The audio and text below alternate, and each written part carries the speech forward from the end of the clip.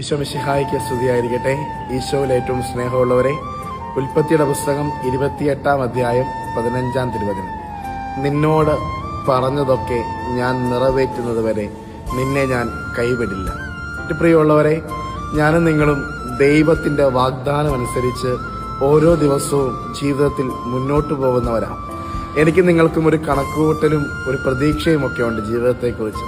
എന്നാൽ എൻ്റെയും നിങ്ങളുടെയും പ്രതീക്ഷകൾക്കും കണക്കുകൂട്ടലുകൾക്കും ഒക്കെ അപ്പുറമാണ് പലപ്പോഴും എൻ്റെയും നിങ്ങളുടെയും ജീവിതം ചെന്ന് നിൽക്കുന്നത്. കർത്താവ് വിചാരിക്കുന്നത് പോലെ മാത്രമേ എൻ്റെയും നിങ്ങളുടെയും ജീവിതം മുന്നോട്ട് പോകും.